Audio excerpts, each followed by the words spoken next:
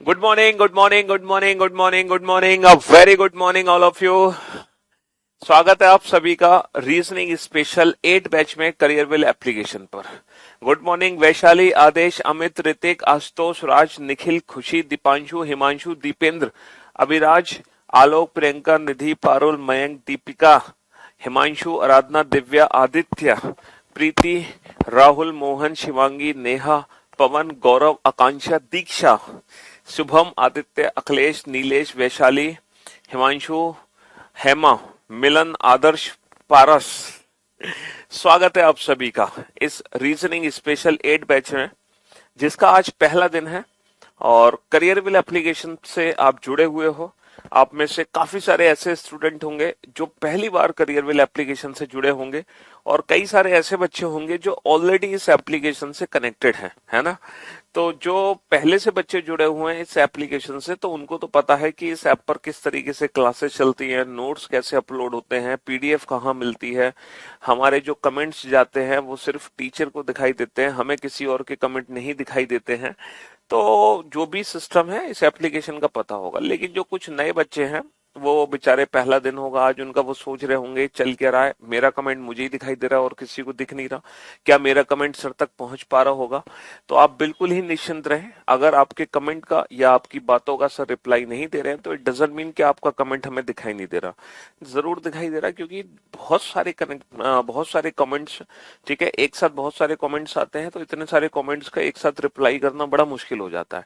लेकिन टीचर जो भी, जैसे हम जो कमेंट पढ़ते हैं ना, तो उन कमेंट्स में जो भी जेन्युइन कमेंट्स होते हैं जिनका रिप्लाई हमें लगता है कि देना चाहिए, और सिर्फ मैं नहीं, सारे टीचर वही काम करते हैं, वो जरूर आपको रिप्लाई देते हैं, है ना। जी हाँ। और थोड़ा सा हम पेशेंस बना के रखते हैं। जब हम ऑनलाइन पढ़ते हैं पहली बार, तो हमारे मन में बहुत सारे डाउट होते हैं कि पता नहीं ऑनलाइन पढ़ पाएंगे कि नहीं पढ़ पाएंगे, कैसे सर हमारे प्रश्नों का उत्तर देंगे, मुझे कोई डाउट आएगा, मैं कहीं फंस गया तो मैं कैसे सर से पूछूंगा, है। तो ये जो आपके मन में ये दुविधाएं हैं, ये जो आपके मन में भ्रम है, आप इन सारे भ्रम को दूर कर दो, इन सारे दुविधाओं को दूर कर दो।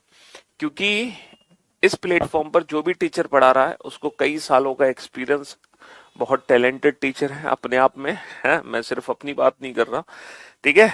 तो यहाँ पर इस प्लेटफॉर्म पर टीचर के पढ़ाने का तरीका कुछ ऐसा होता है कि वो इस तरीके से आपको पढ़ाता है कि आपके मन में कोई डाउट रह ही नहीं जाता। फिर भी अगर कोई डाउट रहता है तो आप जरूर कमेंट करेंगे, और थोड़ा सा बस पेशेंस बना के रखेंगे तो आपके सारे के सारे जो डाउट्स हैं वो खुद पर खुद अपने आप ही दूर हो जाते हैं, ठीक है। बस अगर हम थोड़ा सा रिलैक्स होकर बैठेंगे, जैसे कोई क्वेश्चन अगर आपको समझाया जा रहा है, कहीं आप फंस रहे हो, तो आप चिंता ना करें, वो क्वेश्चन 2 बार 3 बार 4 बार 5 बार फिर से रिपीट होगा।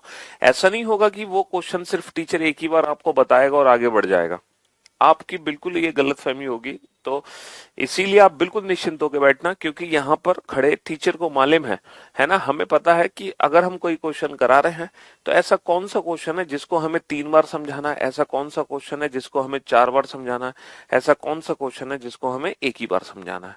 क्योंकि यहाँ पर जो एक्सपीरियंस है कई सालों का, कई बच्चे आप जैसे पढ़ चुके हैं ऑलरेडी, है ना। तो मैं ये सब बातें इसलिए बता रहा हूँ क्योंकि आप में से बहुत सारे नए बच्चे होते हैं एकदम, बिल्कुल, कुछ तो 10th क्लास में ही है, कुछ 11th में ही है, कुछ 12th में ही है, कुछ ग्रेजुएशन पास आउट है ना, कुछ पुराने हैं अपने, वो तो खिलाड़ी आदमी है, उनको तो सब मालूम है ना। तो इसीलिए आप बिल्कुल चिल मारे, एकदम रिलैक्स होकर बैठे। सबसे पहले तो अपनी सिटिंग पोजीशन ले लें, है ना। जो भी बच्चा लेट के पढ़ रहा है बेटा बैठ जाए, क्योंकि लेट के पढ़ नहीं सकते हो आप। ये कोई एंटरटेनिंग वीडियो नहीं है, एंटरटेनमेंट नहीं होगा यहाँ पर कि मैं कोई कॉमेडी, स्टैंड अप कॉमेडी आपको करके दिखाऊंगा कि आप लेट कर बस देखे जा रहे हो, है ना। आपको प्रॉपर, है ना, रेस्पेक्ट करनी होगी अपनी पढ़ाई की, ठीक है। जी हाँ, बिल्कुल। भले ही आप बेटा कई बार पहले पढ़ चुके हैं, आपने रिवीजन के लिए बैच लिया है, इससे कोई फर्क नहीं पड़ता। अगर यहाँ पर आप कनेक्ट हुए हैं तो आप पहले अपनी सीटिंग पोजीशन बनाइए, है ना। हालांकि जो हमारी रीजनिंग होती है, रीजनिंग विद पीयूष वार्ष्णेय, वो विदाउट पेन एंड पेपर होती है ना। लेकिन फिर भी आपको एक पेन, एक नोटबुक लेकर बैठना है ना। और अभी आप लोगों के अंदर बहुत सारे, मतलब, कमेंट्स करने की बहुत इच्छा होती है, तो आप धर धर कमेंट किए जाते हैं। लेकिन कमेंट्स करने में ज्यादा समय बर्बाद ना करके चीजों को समझने में और नोट करने में ज्यादा विश्वास रखेंगे, ठीक है। जो बच्चे पहली बार लाइफ में पढ़ रहे हैं रीजनिंग, है ना, वो कोशिश करेंगे जो जो की पॉइंट्स हैं वो की पॉइंट्स खुद पर खुद नोट डाउन करते चले जाएं, है ना। हाँ जी, जो बच्चे पुराने हैं उनके नोट्स ऑलरेडी तैयार होंगे, हालांकि हम लोग सारे नोट्स आप लोगों को पीडीएफ फॉर्म में देते हैं। और एक चीज और, जो पीडीएफ फॉर्म में आपको नोट्स दिए जाएंगी, जो क्लास पीएनजी रेगुलर जो पढ़ाया जाएगा डिजिटल बोर्ड पे, उसकी पीडीएफ भी आपको दी जाएगी, ठीक है, डेली बेसिस पर। तो जो डेली बेसिस पर आपको रेगुलर पीडीएफ्स मिलेंगी और जो प्रैक्टिस सेट्स अपलोडेड है, जो भी कुछ नोट सेक्शन में सॉफ्ट कॉपी आपको दी गई है, गलती से भी आप उसका प्रिंट आउट मत निकालना। हाँ, लैपटॉप पर भी चला सकते हैं क्लास, बिल्कुल, है ना। करियरविल एप्लीकेशन आपका वेब खोलो, careerwillap.com, वहां पर आप लॉग इन कर लो, तो ये जो ऐप है, ये जो क्लास है, वो आपकी लैपटॉप डेस्कटॉप पर भी चल जाएगी, ठीक है। हाँ जी, तो मैं आपको क्या समझा रहा था, मैं आपको समझा रहा था कि क्या बता रहा था, हाँ, जो भी नोट्स आपको मिले हैं सॉफ्ट कॉपी में, उसकी आप हार्ड कॉपी मत निकालना, गलती से भी आप उसका प्रिंट आउट मत निकालना। वो हार्ड कॉपी निकालने के लिए नोट्स आपको नहीं दिए गए हैं, वो सॉफ्ट कॉपी के लिए ही नोट्स आपको दिए गए हैं, ठीक है जी। अगर आपको हार्ड कॉपी में इंटरेस्टेड है ना, तो उसके लिए हमारी मार्केट में एक बहुत प्रसिद्ध बुक है, ठीक है, जिसके बारे में आप पहले से जानते होंगे, शायद आपने मेरे बारे में ना सुना होगा, लेकिन मेरी किताब के बारे में जरूर सुना होगा, ठीक है। हाँ, तो ये बुक है रीजनिंग विद पीयूष वार्ष्णेय, ठीक है, बहुत ही अल्टीमेट शानदार जानदार बुक है, ठीक है। हाँ जी, और ये एक ऐसी बुक है जिसमें रीजनिंग का पूरा कंटेंट आपको मिला है, ठीक है, कंप्लीट थ्योरी आपको दी गई है, उसके साथ साथ फिर आपको प्रैक्टिस क्वेश्चंस दिए गए हैं एक्सरसाइज में, और उनका फुल डिटेल एक्सप्लेनेशन के साथ सोल्यूशन भी दिया गया है, और विद ट्रिक्स के साथ सोल्यूशन दिया गया है। और इस बुक में वो सारी ट्रिक्स हैं जो मैं क्लास में सिखाता हूँ। ऐसा नहीं है कि जो मैं क्लास में आपको सिखा रहा हूँ वो इस बुक में आपको नहीं मिलेगा, हर चीज मिलेगी इस बुक के अंदर। जब आप हमसे रीजनिंग पढ़ेंगे, उसके बाद जब आप इस किताब को पढ़ेंगे ना, तो आपको ऐसी फीलिंग आएगी कि सर मेरे सामने मुझे खड़े होके पढ़ा रहे हैं। तो बहुत शिद्दत और मेहनत से ये किताब बनाई गई है, ठीक है। अगर आप कोई भी बच्चा रीजनिंग की बुक लेगा, है ना, तो सबसे पहले उस बच्चे को इस बुक को लेना पड़ेगा। अगर आपको बुक नहीं लेनी कोई भी, है ना, आप चाहते हैं कि हमें सर किसी बुक की रिक्वायरमेंट नहीं है, तो कोई दिक्कत नहीं है ना। जो भी क्लास में आपको पढ़ाया जाएगा, आप सिर्फ उतना ही कंटेंट कर लोगे, वो भी आपके लिए मोर देन सफिशिएंट होगा, ठीक है जी। जितना भी कुछ क्लास में पढ़ाया जा रहा है, ऐसा नहीं कि आपको बहुत एक्स्ट्रा और पढ़ने की जरूरत पड़ेगी, ये हम प्रॉमिस करते हैं, ये आपको वादा करते हैं आपके साथ, ठीक है, ये दावा भी करते हैं, हम चैलेंज भी करते हैं कि जो भी कुछ आपको क्लास में पढ़ाया जाता है उससे बाहर आपके एग्जाम में कुछ भी नहीं आ सकता, है ना, कुछ भी नहीं आ सकता उससे बाहर आपके एग्जाम में, ठीक है। तो आप 100% बिलीव रखिए, जो भी कंटेंट आपको मिलेगा वो बेहतर, अपडेटेड और एकदम अप टू डेट आपके एग्जाम से रिलेटेड होगा। एक चीज और, अभी आपने न्यूज सुनी हुई थी, न्यूज सुनी होगी हाल फिलहाल में, सीईटी की कॉमन एलिजिबिलिटी टेस्ट, है ना, एक सीईटी एग्जाम होने वाला है, तो उसमें थोड़े से चेंजेस आने वाले हैं। तो आप लोग बिल्कुल भी पैनिक ना हो, बिल्कुल भी घबराए ना, जो भी चेंजेस होंगे सीईटी में, जैसा भी होगा, जो भी सिलेबस होगा वो हम लेकर चलेंगे, है ना, हम बिल्कुल अप टू डेट रहेंगे उससे, ठीक है जी। चलिए, तो मैं आप लोगों को बता दूं कि ये हमारा रीजनिंग स्पेशल फाउंडेशन बैच है। फाउंडेशन बैच इसलिए हम बोल रहे हैं क्योंकि इस बैच में हम बिल्कुल माइनस लेवल से स्टार्ट करते हैं, एकदम जीरो लेवल से, है ना। भले ही आपने जिंदगी में कभी रीजनिंग ना पढ़ी हो, इससे कोई फर्क ही नहीं पड़ता, हम एकदम माइनस लेवल से। बेटा, बुक मार्केट में हर जगह अवेलेबल है। दूसरा, आप फ्लिपकार्ट से इसको परचेज कर सकते हैं, और उसकी जो लिंक है ना, जब आप मेरा यूट्यूब चैनल खोलोगे रीजनिंग बाय पीयूष वार्ष्णेय, उस यूट्यूब चैनल की किसी भी वीडियो को देखना लेटेस्ट और उसके डिस्क्रिप्शन में जाना, वहां आपको लिंक मिल जाएंगी, है ना। ये बैच फाउंडेशन बैच है, यानी कि बिल्कुल बेसिक टू हाई लेवल, यानी कि इस बैच में लाइव जो मतलब ये जो बैच होगा, ये प्री प्लस मेंस दोनों का बैच है। ऐसा नहीं कि सिर्फ प्रीलिम्स की तैयारी हम कराएंगे, आप जानते हैं कि आजकल रीजनिंग प्रीलिम्स के साथ साथ मेंस में भी आती है, तो प्रीलिम्स प्लस मेंस दोनों एग्जाम की रीजनिंग इस बैच के अंदर कराई जाएगी, ठीक है जी। हाँ जी, ऐसा नहीं कि आप मेंस जब आएगा तो आप अलग से पढ़ोगे, है ना, और प्रीलिम्स के लिए अलग से आपको बैच लेना, ऐसा कुछ भी नहीं होगा, ठीक है। तो इसी बैच में प्रीलिम्स और मेंस दोनों ही एग्जाम आपको कराए जाने वाले हैं, ठीक है। और ये जो बैच है बेटा, ये SSC exam, banking exam, UPSC exam, कोई भी स्टेट लेवल का एग्जाम हो, पुलिस का एग्जाम हो, टीचिंग हो, डिफेंस हो, यानी कि दुनिया का कोई भी कॉम्पिटिटिव एग्जाम, ठीक है, जो आपको सरकारी नौकरी दिलाता है, जिसमें रीजनिंग आती है, वो रीजनिंग आपको हम कराएंगे। ठीक है, हर एग्जाम की रीजनिंग आपको कराने वाले हैं। कोई भी आपका एग्जाम ऐसा नहीं है जो आपसे बच जाएगा। दुनिया के हर एग्जाम की रीजनिंग आप करोगे। ठीक है जी, हाँ जी, कोई एग्जाम आपसे बच नहीं सकता, कोई एग्जाम आपसे छूट नहीं सकता। ठीक, जी हाँ। और मैंने आपको बताया था, आपने इंट्रोडक्शन क्लास देखी होगी, कि ये जो बैच है, अगर आप लाइव क्लास में सिलेबस कंप्लीट करोगे तो आपको लाइव सेशन में सिलेबस कंप्लीट करने में पता है कितना समय लगेगा? 5 से 6 महीने। लेकिन यहाँ पर एक फैसिलिटी आपको दी गई है, एक बहुत अच्छी का बात है कि आपको ये जो बैच है वो लाइव प्लस वीओडी मिला हुआ है। यानी कि आप लाइव क्लास में भी अपना सिलेबस कंप्लीट कर सकते हैं 5 से 6 महीने में।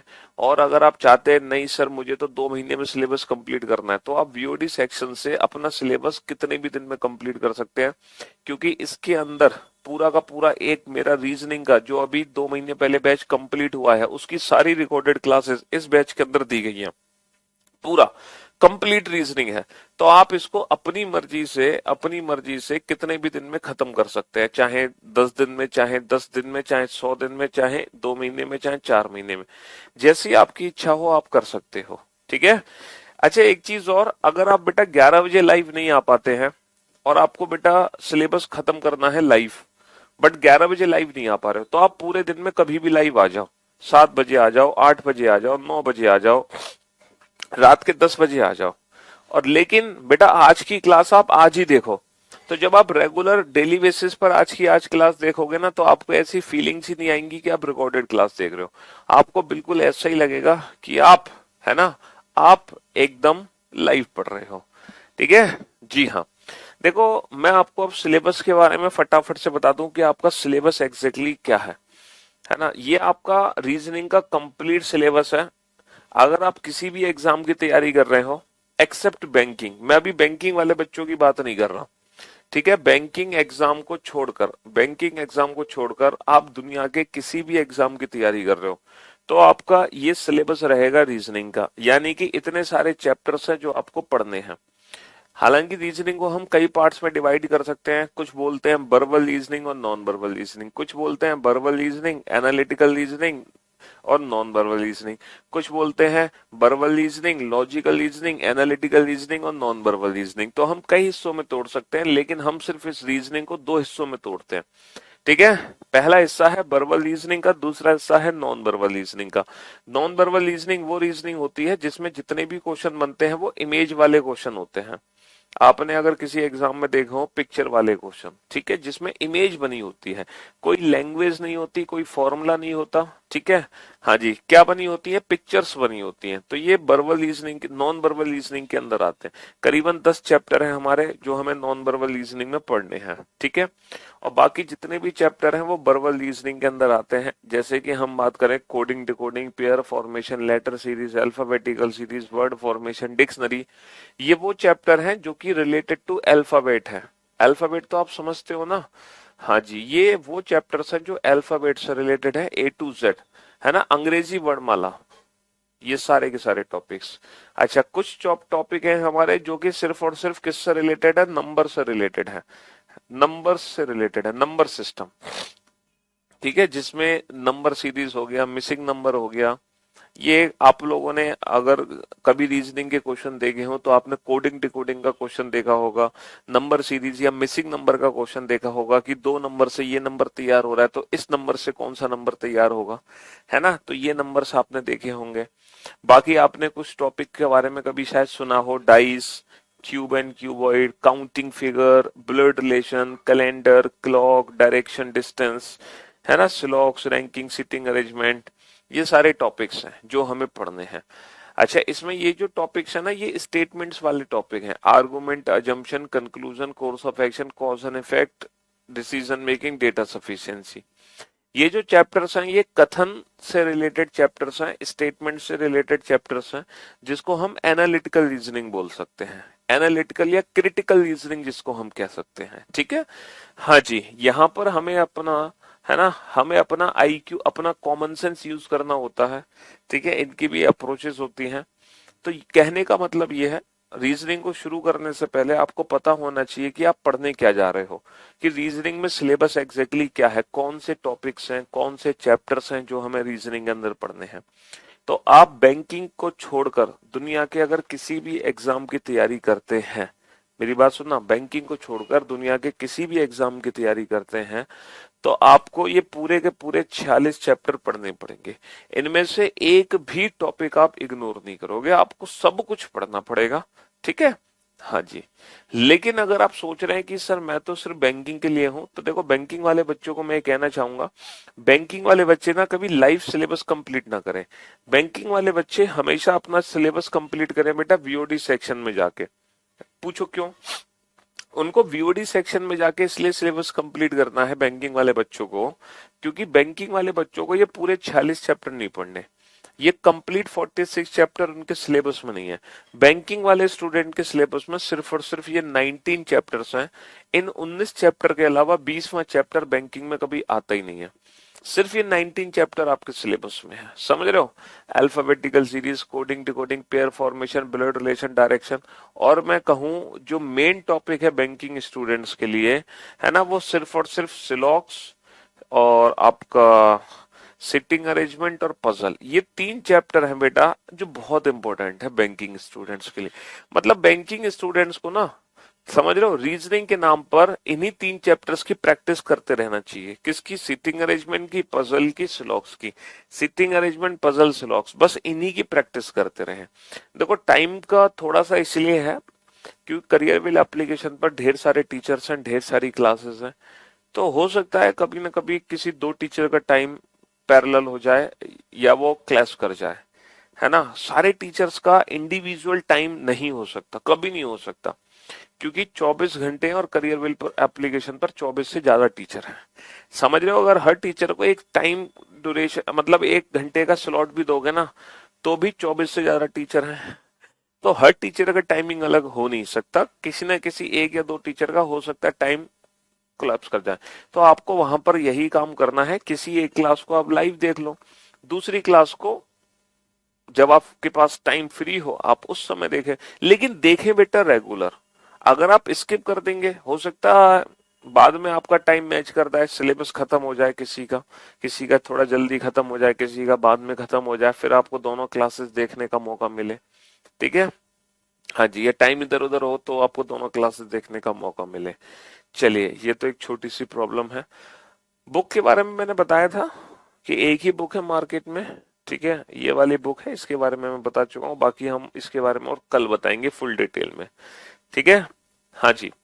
तो मैं आपको बता रहा था बैंकिंग वाले बच्चों को ना इन 3 चैप्टर्स की ढेर सारी प्रैक्टिस करनी होती है, सिटिंग अरेंजमेंट, पजल और सिलॉक्स। सिटिंग अरेंजमेंट, पजल, सिलॉक्स, ये खतरनाक तरीके से हमारे एग्जाम में बैंकिंग में पूछे जाते हैं। ठीक है जी, हाँ, यूपीएससी का बिल्कुल सिलेबस कवर किया जाएगा। जो सीसेट वाले बच्चे हैं, जो civil services aptitude test, GS paper 2 जो होता है हमारा, जीएस पेपर 2, ठीक है, वो वाले बच्चों को भी ना ये सारे चैप्टर कंप्लीट करने हैं, 46 चैप्टर। मैंने बोला एक्सेप्ट बैंकिंग स्टूडेंट्स, अगर आप किसी भी एग्जाम के लिए हो तो आपको पूरे 46 चैप्टर पढ़ने हैं। और देखो मैं तो अब सजेशन ये दूंगा कि बैंकिंग वाले बच्चे भी ना ये पूरे 46 चैप्टर पढ़ लें। पूछो क्यों? क्योंकि अगर सीईटी आया नेक्स्ट ईयर, अगर अगली साल सीईटी आया तो आपको पूरा ही सिलेबस करना पड़ेगा, समझ रहे हो? तो अब हर बच्चे को पूरा चैप्टर करना है, हर बच्चे को। हाँ जी सर, ओनली बैंकिंग एग्जाम में 19 चैप्टर है। जी हाँ, बाकी दुनिया के हर एग्जाम में बेटा ये पूरी रीजनिंग आपको पढ़नी है, समझ रहे हो? दुनिया का कोई भी पेपर अगर आप दे रहे हो, कोई स्टेट लेवल का एग्जाम है ना, कोई प्राइवेट जॉब का एग्जाम है, ठीक है, पुलिस का एग्जाम है, रेलवे का एग्जाम है, टीचिंग का पेपर है, डिफेंस का पेपर है, समझ रहे हो, यूपीएससी का कोई पेपर है, एसएससी का कोई पेपर है, आप हर पेपर को अगर देने जा रहे हैं तो आपको ये पूरा सिलेबस करना पड़ेगा। लेकिन अगर आप बैंक का पेपर देने जा रहे हो तो सिर्फ इतना पढ़ के जाना पड़ेगा और कुछ नहीं करना आपको। अच्छा, आप में से अगर कुछ बच्चे हैं, ठीक है, आप में से कुछ बच्चे ऐसे हैं, बैंकिंग में बेटा सिलेबस ही क्या कवर ना होने के पीछे, बैंकिंग में 3 चैप्टर होते हैं, सिटिंग अरेंजमेंट, पजल और सिलॉक्स। इन 3 चैप्टर की आप प्रैक्टिस करते रहो, है ना। जो इन 3 चैप्टर की क्लासेस पढ़ी है आप अगर वीओडी सेक्शन में जाओगे तो करीबन 8 या 10 क्लासेस मैंने ले रखी हैं पजल की, सीटिंग अरेंजमेंट की। तो उसमें आप उन क्लासेस को देखो जिसमें हर टाइप के एक एक दो दो क्वेश्चंस की मैंने प्रैक्टिस और अप्रोच बताई हुई है। फिर आपको घर पे प्रैक्टिस करनी होती है इन क्वेश्चंस की रेगुलर। पहले आप अप्रोचेस समझो क्लासेस से, ठीक है, फिर आप जितना प्रैक्टिस घर पे करो और रेगुलर। ऐसा नहीं कि पांच पांच, देखो सीटिंग अरेंजमेंट पजल की प्रैक्टिस का असली तरीका ये होता है, जो बच्चे ऑलरेडी पढ़ चुके हैं उनको बता रहा हूं मैं, कि आप एक ही क्वेश्चन को 3 बार 4 बार और 5 बार सॉल्व करो। समझ रहे हो? ऐसा नहीं कि आप एक क्वेश्चन को एक ही बार सॉल्व कर रहे हैं, तो कभी प्रैक्टिस नहीं कर पाओगे सीटिंग अरेंजमेंट की। सीटिंग अरेंजमेंट पजल की असली प्रैक्टिस होती है कि आप एक ही क्वेश्चन को कम से कम 4-5 बार ही लगाएं। हाँ, पहली बार लगा लिया कोई बात नहीं, दोबारा उसको लगाओ, तिबारा लगाओ, चौथी बार लगाओ, 5वीं बार लगाओ, ठीक है। तब आपको चीज सीखने को मिलती है, तब आपको पता चलता है कि हाँ मुझे एग्जाम में क्वेश्चन कैसे पढ़ना है। क्योंकि इतना बड़ा क्वेश्चन होगा सीटिंग अरेंजमेंट का, इतना बड़ा क्वेश्चन होगा बैंकिंग एग्जाम में। एक बैंकिंग पैटर्न अलग है, बाकी दुनिया के हर एग्जाम का पैटर्न अलग है, ठीक है। जी हाँ, देखो फिर बच्चे ने क्वेश्चन पूछा कि एसएससी स्टेनोग्राफर की तैयारी कर रहा हूँ सर मैं, सर मैं दिल्ली पुलिस कांस्टेबल की तैयारी कर रहा हूँ, सर मैं यूपी पुलिस कांस्टेबल की तैयारी कर रहा हूँ, तो मैं क्या करूँ? देखो अगर आप किसी भी एग्जाम की तैयारी कर रहे हैं, चलो एक बच्चा कह रहा है इंपॉर्टेंट बता दो, तो मैं आपको देखो बताना चाहूंगा यहाँ पर कि आपके एग्जाम में जो सबसे ज्यादा क्वेश्चन पूछे जाते हैं वो कौन कौन से टॉपिक्स हैं जो बहुत हमारे लिए है ना प्रायोरिटी बेसिस पे रहेंगे। बिल्कुल सीईटी, हाँ सी देखो बीओडी सेक्शन में अभी ये पूरा सिलेबस कराया गया है, समझ रहे हो? जी हाँ। तो अभी जब तक सीईटी का कोई लीगल नोटिफिकेशन नहीं आता, तो अभी के हिसाब से यही आपका कंप्लीट रीजनिंग का सिलेबस है। बाकी जब सीईटी का नोटिफिकेशन आएगा तो जो भी उसका सिलेबस होगा वो हम आपसे डिस्कस कर लेंगे, ठीक है। तो उसमें आप बिल्कुल भी परेशान ना हो, उसको लेकर, सीईटी को लेकर वो बिल्कुल आप अप टू डेट रहेंगे सीईटी से। जी हाँ, कुछ बच्चे आप में से ऐसे हैं जो हो सकता है मेंस के लिए जा रहे हो, तो जो बच्चे मेंस के लिए जा रहे हो वो इन टॉपिक्स पे जरूर ध्यान दें। अगर कुछ बच्चे मेंस के लिए जा रहे हैं तो वो इन टॉपिक्स पे जरूर ध्यान दें। हेलो हेलो, बताइए। नो मैम, हाँ जी, नहीं होगी, ऑलरेडी डन, डन। हाँ जी, तो ये वो टॉपिक्स हैं जो अभी अगर आप मेंस देने जा रहे हैं तो ये आपके लिए इम्पोर्टेंट है, ठीक है।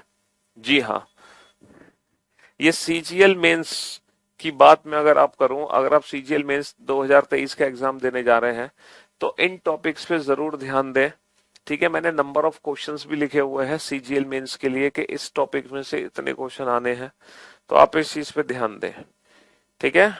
जी हाँ, तो ये सीजीएल मेंस वाले बच्चों का इस साल के लिए मैंने सिलेबस निकाला है कि जो बच्चे हैं जो इम्पोर्टेंट चैप्टर्स पढ़ना चाहते हैं वो इसमें से इम्पोर्टेंट चैप्टर्स कर सकते हैं, ठीक है।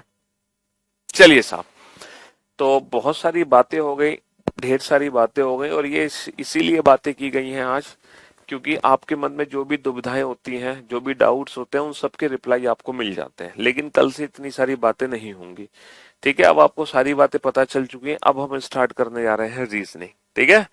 जी हाँ, तो सबसे पहले जो हम शुरू करते हैं रीजनिंग में, ठीक है, सबसे पहले जो हम रीजनिंग में शुरू करते हैं वो अल्फाबेट वाले क्वेश्चंस हैं।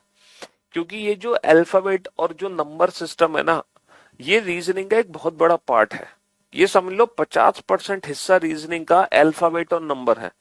रीजनिंग में अगर 25 क्वेश्चन है तो 10-12 क्वेश्चन आपको अल्फाबेट और नंबर से मिलेंगे, समझ रहे हो। अगर 30 क्वेश्चन आ रहे हैं तो 10 से 12 क्वेश्चन आपको कहां से मिलेंगे? सिर्फ अल्फाबेट और नंबर से रिलेटेड मिलेंगे, नंबर से रिलेटेड मिलेंगे, समझ रहे हो? जी हाँ, तो अल्फाबेट और नंबर हमारे लिए बहुत इंपॉर्टेंट है। अच्छा एक बात बताओ, आपने बैच ज्वाइन क्यों किया है? आपने ये जो बैच है ये ज्वाइन क्यों किया है? रीजनिंग सीखने के लिए? क्यों भाई? अगर सिर्फ रीजनिंग सीखने के लिए ज्वाइन किया है तो सीख तो बेटा हम किसी भी बुक को पढ़ के सकते थे। अगर हम किसी किताब को पढ़ेंगे तो हम उससे भी रीजनिंग सीख सकते हैं, है ना। अगर आप मेरी बुक परचेज कर लोगे तो आप पूरी रीजनिंग सीख जाओगे, ठीक है। जी हाँ, तो बेसिकली हमने बैच ज्वाइन किया है रीजनिंग सीखने के लिए, लेकिन सीख तो हम कहीं भी सकते हैं, लेकिन जब हम किसी टीचर से पढ़ते हैं, टीचर से सीखते हैं, तो चीजें हमें अच्छी तरीके से समझ आती हैं, जो भी डाउट्स हमारे होते हैं वो भी दूर हो जाती हैं, और बेसिकली हमें ये पता चलता है कि हमें किस तरीके से एग्जाम में क्वेश्चन को हैंडल करना है, किस तरीके से हमें क्वेश्चन को अटेम्प्ट करना है एग्जाम में, ताकि हम अपने क्वेश्चन को चुटकी बजाते ही सॉल्व करते हैं। मतलब बेसिकली यहां पर आप मौजूद हैं तो सिर्फ किस लिए, अपनी स्पीड को इम्प्रूव करने के लिए। आप अपने क्वेश्चंस को कुछ ही सेकंड्स में सॉल्व करना चाहते हैं, इसीलिए यहां पर प्रेजेंट है। क्योंकि जब तक आप क्वेश्चंस को बेटा सेकंड्स में नहीं उड़ाओगे, है ना, जब तक आपकी स्पीड नहीं होगी, तब तक आपके सिलेक्शन की उम्मीद बहुत कम होगी। आप क्वेश्चन सॉल्व करना चाहते हो, देखो मैं आपको ये बता दूं कि जितने भी कॉम्पिटिटिव एग्जाम होते हैं ना, उन एग्जाम्स का पता लेवल क्या है। जैसे सीजीएल का फॉर्म हम कब भरते हैं, सीजीएल का फॉर्म भरते हैं, सर आपका नाम बहुत सुना था इसलिए देखो सीजीएल का फॉर्म कब भरते हैं, सीजीएल का फॉर्म हम भरते हैं जब हमारी ग्रेजुएशन कंप्लीट हो जाती है ना, क्योंकि वो कंबाइंड ग्रेजुएट लेवल का एग्जाम होता है। आफ्टर ग्रेजुएशन हम सीजीएल का फॉर्म भरते हैं, जिसके बाद हम इंस्पेक्टर बनते हैं, एक्साइज इंस्पेक्टर, एग्जामिनर, समझ रहे हो, और बहुत अच्छी अच्छी पोस्ट हमें मिलती हैं, ठीक। लेकिन इसका मतलब ये नहीं है कि ग्रेजुएशन वाले जो फॉर्म भरे जा रहे हैं, ग्रेजुएशन कंप्लीट करने के बाद जो फॉर्म भरे जा रहे हैं, उन एग्जाम में जो क्वेश्चंस पूछे जाएंगे वो ग्रेजुएशन लेवल के होंगे, ऐसा बिल्कुल भी नहीं है। दुनिया का हर पेपर, है ना, हर कॉम्पिटिटिव एग्जाम, चाहे मैं किसी भी एग्जाम की बात करूं, आपको पता है उसका लेवल क्या है, उसका लेवल होता है 10th क्लास। 10th क्लास तक जो भी कुछ हमने पढ़ा होता है, जिस लेवल के हमने क्वेश्चन किए होते हैं, वही लेवल के क्वेश्चन हमारे एग्जाम में पूछे जाते हैं। चाहे मैं बात करूं बेटा रीजनिंग की, चाहे मैं बात करूं मैथ्स की, चाहे मैं बात करूं इंग्लिश की, चाहे मैं बात करूं जीएस की, मतलब मैं किसी भी सब्जेक्ट की बात करूं, हर सब्जेक्ट का जो लेवल है वो 10th क्लास का लेवल है। 10th क्लास तक की ही मैथ्स आती है, 10th क्लास तक की ही इंग्लिश है, जीएस है और रीजनिंग है। क्यों सर, ऐसा क्यों? देखो ऐसा इसलिए है कि हम जो फॉर्म भरते हैं वो फॉर्म हर बच्चे के लिए होता है, medical student, non medical student, है ना, हर बच्चे के लिए है कि नहीं है। चाहे आपके पास साइंस साइड हो, चाहे आपके पास बायोलॉजी हो, चाहे आपके पास क्या कहते हैं कॉमर्स हो, हर बच्चा बेटा इन फॉर्म को फिल करता है, समझ रहे हो। लेकिन 10th क्लास तक हर बच्चे का सिलेबस कॉमन होता है, मतलब हर बच्चे का सिलेबस 10th क्लास तक सेम होता है। 10th क्लास के बाद हमारा सिलेबस अलग अलग हो जाता है, साइंस साइड वाले कुछ और पढ़ते हैं, आर्ट साइड वाले कुछ और पढ़ते हैं, कॉमर्स साइड वाले कुछ और पढ़ते हैं, है ना। आफ्टर 10th क्लास हमारा सिलेबस हो जाता है डिफरेंट। इसीलिए हर कॉम्पिटिटिव एग्जाम में जो भी क्वेश्चंस पूछे जाते हैं वो अप टू 10th लेवल के पूछे जाते हैं। क्यों? क्योंकि 10th लेवल तक हर बच्चे ने एक जैसी पढ़ाई करी होती है, हर बच्चे ने एक जैसा पढ़ा होता है। इसीलिए जो हमारे एग्जाम में क्वेश्चंस आते हैं, हमारे यूपीएससी में सीईटी लागू नहीं हो रहा, हमारे एग्जाम में जो क्वेश्चंस आते हैं वो बहुत बेसिक क्वेश्चंस होते हैं, बहुत बेसिक क्वेश्चंस। आप अगर एग्जाम के क्वेश्चन उठा के देखोगे ना, आपको लगेगा सर इतना आसान क्वेश्चन, इतना बेसिक क्वेश्चन। लेकिन उन बेसिक क्वेश्चन को हम अगर बेसिक मेथड से सॉल्व करेंगे, अगर बेसिक मेथड अप्लाई करेंगे उन क्वेश्चंस के लिए, तो हम जिंदगी में सिलेक्शन नहीं ले पाएंगे। हमें उन क्वेश्चंस को सॉल्व करना होता है एक बेहतरीन ट्रिक्स के साथ, एक अप्रोच के साथ, है ना, ताकि हम अपने क्वेश्चन को सेकंड्स में उड़ा दें, इवन विदाउट पेन उड़ा दें, विदाउट पेन, तब जाके हमारा सिलेक्शन होगा। तो हमें बेसिक मेथड के साथ साथ, बेसिक अप्रोचेस के साथ साथ ना ट्रिक्स और अप्रोचेस पता होनी चाहिए, जिसके लिए हम यहाँ पे मौजूद हैं। तो यहाँ पर आपको बेस्ट अप्रोच, बेस्ट ट्रिक दी जाएगी, कंसेप्ट भी समझाए जाएंगे, उसके साथ साथ tricks and approaches, then after उसकी प्रैक्टिस आपको कराई जाएगी। मैं लाइव क्लास में ही इतनी प्रैक्टिस कराता हूं कि आपको अलग से प्रैक्टिस करने की जरूरत ही ना पड़े, बिल्कुल जरूरत ना पड़े, है ना। जी हाँ, तो जो अल्फाबेट है उससे रिलेटेड जो चैप्टर्स हैं, सबसे पहले हम यही स्टार्ट करते हैं अपने हर बैच में। इसके पीछे का कारण है, ये रीजनिंग का एक बहुत बड़ा पार्ट है, एक बहुत बड़ा हिस्सा है रीजनिंग का, जिसके अंदर कई चैप्टर्स बनते हैं। सबसे जो इंपॉर्टेंट चैप्टर इसके अंदर बनता है वो बनता है कोडिंग डिकोडिंग। कोडिंग डिकोडिंग से रिलेटेड कम से कम 5-6 क्वेश्चन हमारे एग्जाम में पूछे ही जाते हैं। अब देखो अल्फाबेट से रिलेटेड अगर आप किसी भी क्वेश्चन को चुटकियों में सॉल्व करना चाहते हो, किसी भी क्वेश्चन को सेकंड्स में सॉल्व करना चाहते हो, तो आपको एक चीज के बारे में पता होना जरूर चाहिए, है ना। पता है क्या? आपको अल्फाबेट की जानकारी होनी चाहिए। जो अंग्रेजी वर्णमाला में अक्षर हैं, कितने अक्षर हैं बेटा? 26 अक्षर हैं। इन अक्षर की जानकारी आपको होनी चाहिए कि कौन सा अक्षर कितने स्थान पर आता है। आपको हर लेटर की पोजीशन पता होनी चाहिए, है ना। जब तक आपको लेटर की, बेटा सीईटी सब ध्यान में रखेंगे, आप चिंता मत करो, ठीक है। ऐसा नहीं है कि आपको सीईटी के लिए अलग से बैच लॉन्च करके लेके आएंगे हम। एक बार नोटिफिकेशन आने दो, आप एकदम अप टू डेट हो जाओगे रिगार्डिंग सीईटी। तो अल्फाबेट की प्लेस वैल्यू आपको पता होनी चाहिए। अगर आपको प्लेस वैल्यू नहीं पता तो आप एग्जाम में क्वेश्चन तो बना पा रहे होगे, लेकिन टाइम वेस्ट होने के बाद, और फिर उस क्वेश्चन को सॉल्व करने का कोई फायदा नहीं है। मैं एक छोटा सा एग्जांपल आपको देना चाहूंगा, अभी आप समझ जाओगे कि सर अल्फाबेट की प्लेस वैल्यू क्यों पता होनी चाहिए। ये प्लेस वैल्यू पता होना क्यों बहुत जरूरी है, क्यों जरूरी है। देखो हमारे जो अल्फाबेट होते हैं A B C D to X Y Z, total कितने अल्फाबेट होते हैं? टोटल 26 अल्फाबेट होते हैं। ये पहला लेटर है, ये दूसरा लेटर है, ये तीसरा लेटर है, ये 24वां अक्षर है, ये 25वां अक्षर है, ये 26वां अक्षर है, ठीक है जी।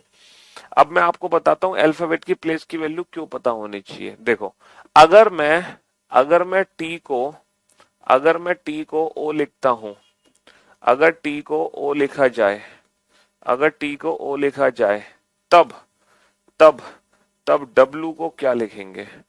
तब डब्लू को क्या लिखेंगे? एक बहुत ही बेसिक सा क्वेश्चन मैंने पूछा है। If T is written as, if t is if t is written as if t is written as o, then w will be written as, then w will be written as, then w will be written as। अब ये एक बहुत basic सा question है ना, बहुत basic सा question है। हाँ जी, यदि t को o लिखा जाए तब w को क्या लिखेंगे? If t is written as o, then w will be written as what? अब आपको अल्फाबेट की प्लेस की वैल्यू नहीं पता, आपने सोचा मैं t को o लिख रहा हूं। सर t को o लिख रहा हूं यानी कि मैं कर क्या रहा हूं? सर मैं o p q r s t, यानी कि मैं इसमें कितना जोड़ रहा हूं? o के बाद कितना जोड़ रहा हूं? p q r s t, मैं कितना जोड़ रहा हूं? मैं इसमें 5 जोड़ रहा हूं, है ना। मैं ओ में 5 जोड़ रहा हूं, यानी कि मैं टी को जब ओ में कन्वर्ट कर रहा हूं, जब मैं टी को ओ में कन्वर्ट कर रहा हूं तो मैं टी में 5 घटा रहा हूं। तो बस यही काम मुझे डब्ल्यू में करना है। तो डब्ल्यू में मुझे कितना घटाना है? डब्ल्यू में मुझे 5 घटाना है। अब डब्ल्यू में मैं 5 घटाऊंगा तो डब्ल्यू में 1 घटाऊंगा वी में 1 कम घटाऊंगा यू में 1 घटाऊंगा टी में 1 घटाऊंगा एस, फिर आर। तो मेरा आंसर क्या आएगा? आर आएगा। तो आपने इस क्वेश्चन का आंसर दिया। अब मैं आप लोगों को बता दूं कि इसी क्वेश्चन को आप without pen and paper, without counting, मतलब ये क्वेश्चन मुश्किल से 1 सेकंड का भी नहीं है, 1 सेकंड का भी क्वेश्चन नहीं है। पता है कैसे? अगर आपको अल्फाबेट की प्लेस की वैल्यू पता होती। कैसे? आप जानते हैं कि अंग्रेजी वर्णमाला में जो टी होता है वो 20वां अक्षर होता है, और जो ओ होता है बाबू वो 15वां अक्षर होता है, और जो W होता है वो 23वां अक्षर होता है। अब आप ये बताओ, 20 को मैंने 15 में कन्वर्ट किया। अब मैं आपसे क्वेश्चन पूछ रहा हूं, मैंने 20 को 15 में कन्वर्ट किया तो बाबू 23 को किस में कन्वर्ट करूंगा? क्या आपको कुछ करने की जरूरत है? सर 20 माइनस का 5 15, 23 माइनस का 5 18, और 18वां अक्षर होता है अंग्रेजी वर्णमाला में आर। कहानी खत्म, समझे? तो इसीलिए अगर आपको अल्फाबेट की प्लेस की वैल्यू पता है तो क्वेश्चंस बहुत आसान है। कोडिंग डिकोडिंग चैप्टर हमारे लिए बेहद आसान चैप्टर है, बेहद आसान चैप्टर है कोडिंग डिकोडिंग, समझ रहे हो? जी हाँ। तो इसीलिए अल्फाबेट की प्लेस की वैल्यू आपको पता होना बहुत जरूरी है। अब इसकी प्रैक्टिस कैसे करें? देखो अभी तो मैं आपको अल्फाबेट की प्लेस की वैल्यू की बता रहा हूं, जब आप मैथ्स पढ़ोगे ना तो आपको मैथ्स में ना टेबल्स की प्रैक्टिस करनी पड़ेगी। टेबल्स, स्क्वायर्स और क्यूब्स, आपको इसकी भी प्रैक्टिस करनी होगी। अगर आपको बेटा पहाड़े याद नहीं है, ये समझ लो, अगर आपको पहाड़े याद नहीं है तो बहुत मुश्किल है बेटा मैथ्स बनाना। मैथ्स के क्वेश्चन बनाने के लिए पहाड़े याद होना बहुत जरूरी है। जी हाँ, आप सोच रहे हैं कि सर मैं इंस्पेक्टर बनने आया हूं, एग्जामिनर बनने आया हूं, तो क्या सर मैं पहाड़े याद करूंगा? करने पड़ेंगे, करने पड़ेंगे। ये बेसिक चीजें आपको करनी पड़ेंगी। अगर आप ये बेसिक चीजें नहीं करते हो तो आपकी स्पीड कभी नहीं बढ़ पाएगी। अगर आप अपनी स्पीड को इंप्रूव करना चाहते हैं तो आपको ये बेसिक चीजें करनी ही पड़ेंगी। तो आपको एबीसीडी पढ़नी ही पड़ेगी। आज आपको अपना बचपन दोहराना पड़ेगा। बचपन में सबसे पहले आपने क्या सीखी था? एबीसीडी। आज दोबारा से आप एबीसीडी सीखोगे। ठीक है, आपको अपना बचपन दोहराना पड़ेगा अगर आप अपना स्पीड इंप्रूव करना चाहते हैं। भले ही आप कितने भी इंटेलिजेंट क्यों ना हो, अपने गोल्ड मेडलिस्ट क्यों ना रहे हो अपने कॉलेज के, इससे फर्क नहीं पड़ता। यहाँ पर सिलेक्शन बेटा गोल्ड मेडलिस्ट का नहीं होता। यहाँ पर सिलेक्शन सिर्फ उस बच्चे का होता है जो मेहनती है, जो मेहनत करता है। किस पर? अप्रोचेस पर, क्वेश्चंस पर। ठीक है, सिलेक्शन उसी का होना, याद रखना। ठीक है, आप अपने ईगो को साइड में कर देना कि मैं पहाड़े क्यों याद करूंगा, मैं सर एबीसीडी क्यों पढ़ूंगा। अगर आप ऐसा सोचोगे तो सिलेक्शन बड़ा मुश्किल हो जाएगा। तो आपको ये एबीसीडी याद करनी पड़ेंगी। आपको पता लगाना पड़ेगा कौन सा लेटर किस प्लेस पर है। याद करवाने में मैं आपकी मदद करूंगा। ठीक है, हाँ जी, याद करवाने में मैं आपकी हेल्प करूंगा कि आपको इनको याद कैसे करना है। देखो, एबीसीडी को याद कैसे करना है, इसका एक बेसिक फंडा है। ठीक है, याद देखो कुछ नहीं करना होता, हर चीज की प्रैक्टिस होती है, प्रैक्टिस। ठीक है, लर्न कुछ नहीं होता है ना, हम कहते हैं ना इसको याद कर लो, याद व्याद कुछ नहीं होता। हर चीज की क्या होती है दुनिया में? हर चीज की प्रैक्टिस होती है। प्रैक्टिस से ही सारी चीजें अपने आप लर्न हो जाती हैं। अगर आप लर्न करोगे तो कुछ नहीं होगा, प्रैक्टिस करोगे तो चीजें अपने आप लर्न हो जाएंगी। ठीक है, हाँ जी। तो मेरे दोस्त, मेरे भाई, ये ए जो है पहला लेटर है और जेड जो है 26 लेटर है। यहां से लेकर यहां तक हर लेटर की पोजीशन आपको पता होनी चाहिए। एक वर्ड होता है इजोटी, एक वर्ड होता है इजोटी, इसमें 5 लेटर हैं। आप लोग अपनी नोटबुक पे इस वर्ड को लिख लो, इजोटी को, EJOTY। ये जो ई लेटर है ना, अंग्रेजी वर्णमाला में ये 5वें स्थान पर आता है। आता है कि नहीं आता? ABCDE। देखो, ये दूसरा है, ये तीसरा है, ये चौथा है, ये 5वां है। तो ई लेटर का स्थान जो है वो 5वां है। और हर लेटर की पोजीशन में ना 5-5 का डिफरेंस है। ठीक है, 5-5 लेटर का डिफरेंस है। 5, 10, 15, 20, 25। तो अंग्रेजी वर्णमाला में ई 5वां स्थान रखता है, जे 10वां स्थान रखता है, जे 10वां स्थान, ओ 15वां स्थान, टी 20वां स्थान और वाई देखो, वाई रखता है 25वां स्थान। अब ये जो 5 लेटर हैं, इन 5 लेटर की मदद से आप पूरे 26 लेटर का प्लेस पता लगा सकते हैं। पूरे 26 लेटर का, चाहे कोई भी लेटर क्यों ना हो। कैसे पता लगा सकते हैं? देखो, मैं एक लेटर बोर्ड पे लिखूंगा, वो इन 5 में से नहीं है, लेकिन आपको ये देखना है कि वो लेटर इन 5 लेटर में से किस लेटर के सबसे नजदीक आता है। सोच कर देखो, एन लेटर किस लेटर के सबसे नजदीक आ रहा है? एन किस लेटर के सबसे नजदीक आ रहा है? सर, जो लेटर एन है वो ओ के सबसे नजदीक आ रहा है, एन ओ। अब ओ का प्लेस 15 है, तो 15 से पहले क्या आता है बाबू? 14 आता है। सोचो, वी लेटर किसके सबसे नजदीक आ रहा है? वी लेटर किसके सबसे नजदीक आ रहा है? Sir, TUV, TUV। अब टी का प्लेस 20 है, तो 20, 21, 22 है ना। इस तरीके से हम किसी भी लेटर का प्लेस आइडेंटिफाई कर सकते हैं। कुछ मैं लेटर्स बोर्ड पे लिखूंगा, आप लोग इनका प्लेस पता लगाने की कोशिश करना। ठीक है, मैं कुछ लेटर बोर्ड पे लिख रहा हूं, आप लोग इनका प्लेस पता लगाने की कोशिश करो इजोटी से। ठीक है, इजोटी से इनका प्लेस कैसे हम पता लगा सकते हैं, ये पता लगाने की कोशिश करो। ठीक है, हाँ जी, कैसे हम इन लेटर्स का प्लेस पता लगा सकते हैं, एक बार कोशिश करो, कोशिश करो इजोटी से।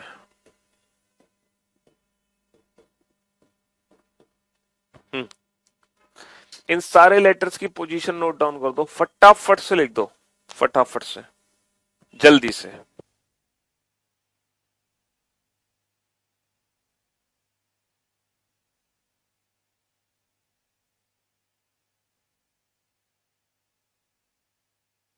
हाँ जी,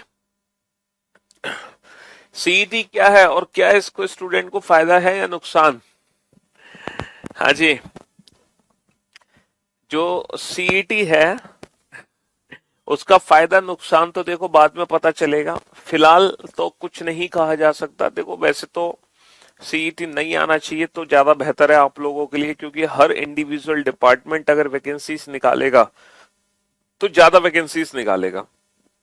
हो सकता है सीईटी के नाम पर नंबर ऑफ वैकेंसीज थोड़ी सी कम हो जाए, लेकिन कहा नहीं जा सकता, समझ रहे हो, है ना। हाँ जी, हो सकता है और ज्यादा वैकेंसीज आपको मिलने लग जाए, तो अनप्रिडिक्टेबल है।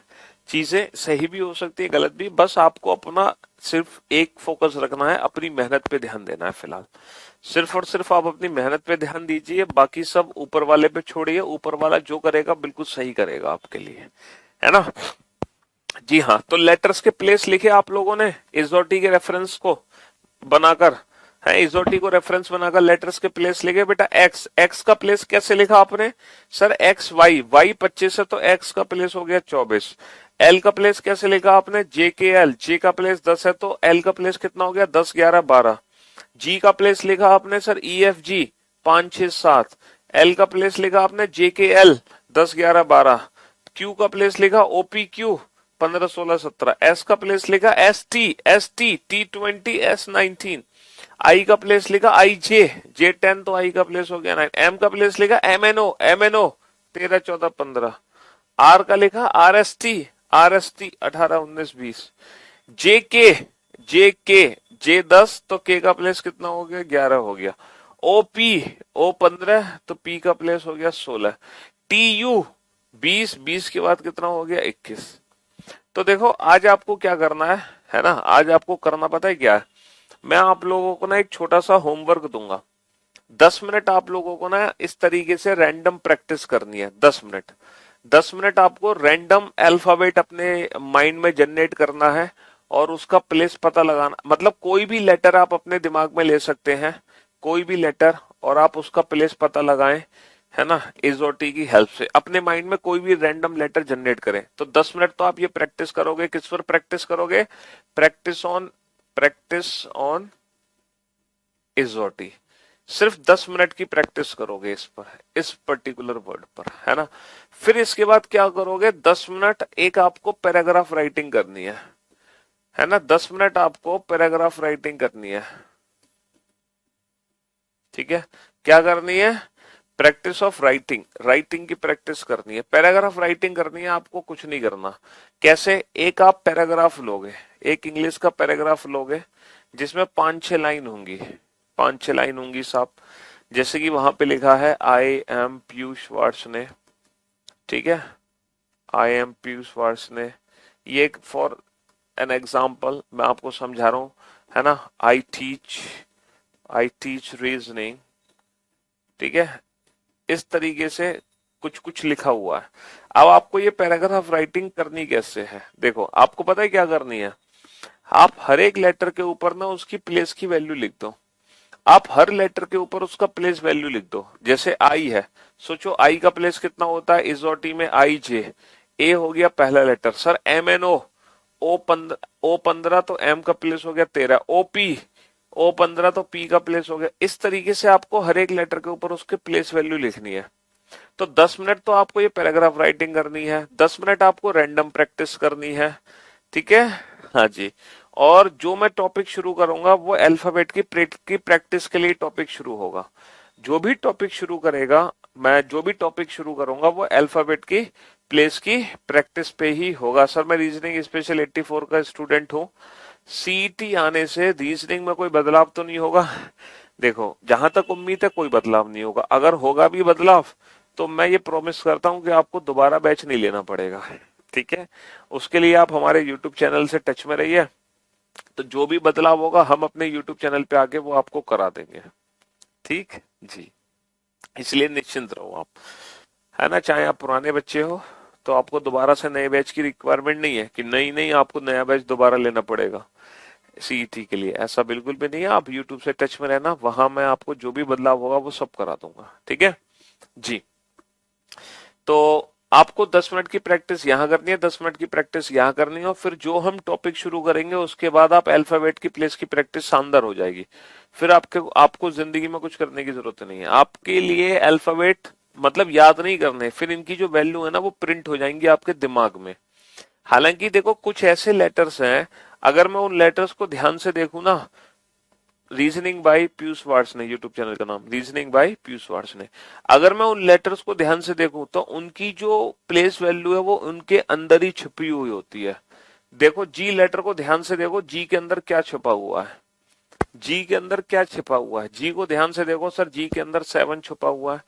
एच आपको किसकी शेप दे रहा है ये बताओ, देखना एच आपको किसकी शेप दे रहा है, सर एच हमें शेप दे रहा है 8 की। आई के अंदर क्या छुपा हुआ है बेटा, आई, आई किसकी शेप दे रहा है आपको, आई शेप दे रहा है 9 की, है ना। आई किसकी शेप दे रहा है, 9 की शेप दे रहा है। ये देखो एम, एम का मतलब होता है 3। अब 3 से क्या बनता है सर, 3 से 13 बनता है और 23 बनता है, 3 से 13 बनता है और 23 बनता है, तो एम बेटा 23 तो नहीं है 13 है। अच्छा डब्ल्यू भी 3 है, डब्ल्यू भी 3 है, तो इस 3 से क्या बनेगा, इस 3 से बन जाएगा 23, इस 3 से बन जाएगा 23। अच्छा पी क्या है, पी लगभग 6 का उल्टा है ना, 6 का उल्टा है, पी 6 का उल्टा है। तो बेटा 6 का उल्टा क्या कर सकते हैं हम, 6 का उल्टा मतलब 6 से क्या बनेगा है, पी क्या है, पी किसकी शेप दे रहा है, 6 की शेप दे रहा है, 6, समझो ये 6 है एक तरीके से। और 6 से क्या बनेगा, 6 और 16 26, 26 है नहीं, 6 है नहीं, तो ये 16 में चला गया। आप जानते हो T20 2020 मैच होता है, T20 मैच, तो T20 मैच होता है ना, T20 मैच होता है Kings 11 Punjab, Kings 11 Punjab, Kings 11 Punjab. तो कुछ ऐसे लेटर्स हैं जिनके प्लेस उनके अंदर ही छुपे हुए हैं। अगर मैं उन लेटर्स को ध्यान से देखूं, G7 H8 I9 M13 W23 P16 T20 K11 Kings 11 T20, है ना जी हाँ। तो बाकी जो मैं हम चैप्टर शुरू करेंगे अल्फाबेटिकल सीरीज, देखो हम जो टॉपिक शुरू करेंगे उस टॉपिक का नाम होगा, सबसे पहला जो चैप्टर हम रीजनिंग में स्टार्ट करने जा रहे हैं उस टॉपिक का नाम है अल्फाबेटिकल सीरीज। और अल्फाबेटिकल सीरीज चैप्टर को शुरू करने का मुख्य कारण ही है कि हमें अल्फाबेट के प्लेस की प्रैक्टिस बहुत अच्छे से हो जाए, है ना। हम ये जो टॉपिक शुरू करने जा रहे हैं अल्फाबेटिकल सीरीज, वो इसीलिए ताकि जब हम कोडिंग डिकोडिंग चैप्टर को पढ़ें तो उन कोडिंग डिकोडिंग चैप्टर को हम बड़े प्यार से सॉल्व कर सके, ठीक है। हाँ जी,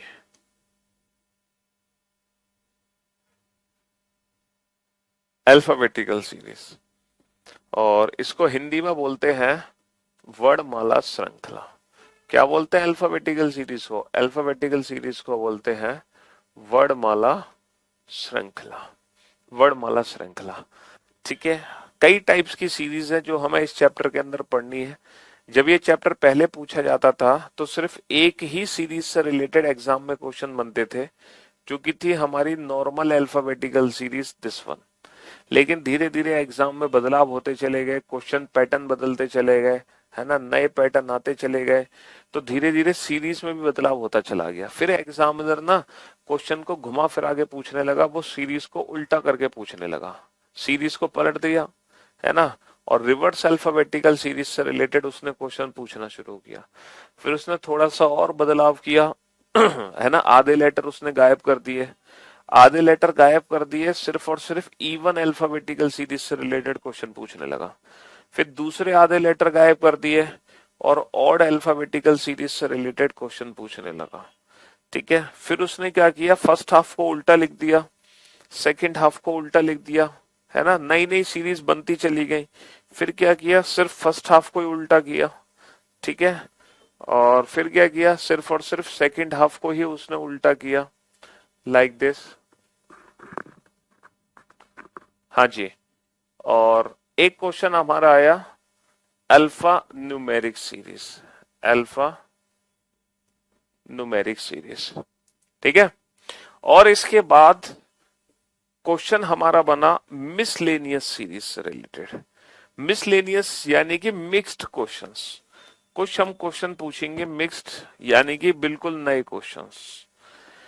तो हमें इस चैप्टर में ना, हमें इस चैप्टर में ये सारी सीरीज कवर करनी है, और यकीन मानो ये सारी सीरीज हम पढ़ेंगे विदाउट पेन एंड पेपर। ना तो मैं पेन का यूज करूंगा, ना मैं पेपर का यूज करूंगा, और हर सीरीज को विदाउट पेन एंड पेपर खत्म कराऊंगा, हर सीरीज को, ठीक है।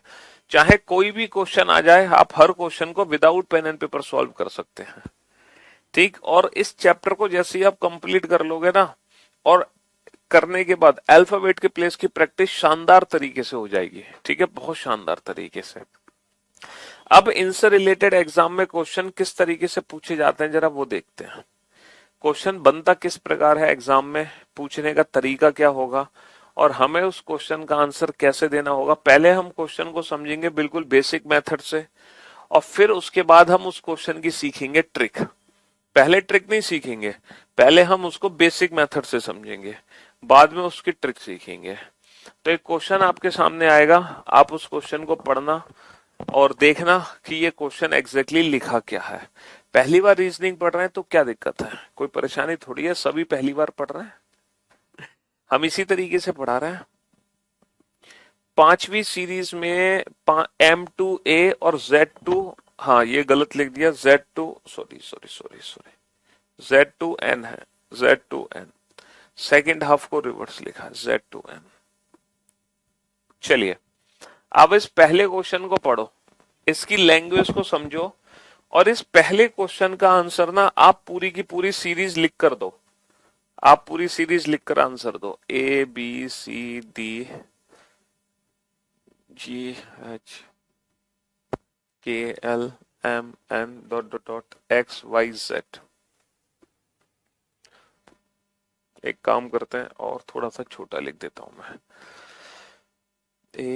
ABCDEFGHIJKLMNOPQRSTUVWXYZ। अब सही है, अब आप क्वेश्चन को सॉल्व करो।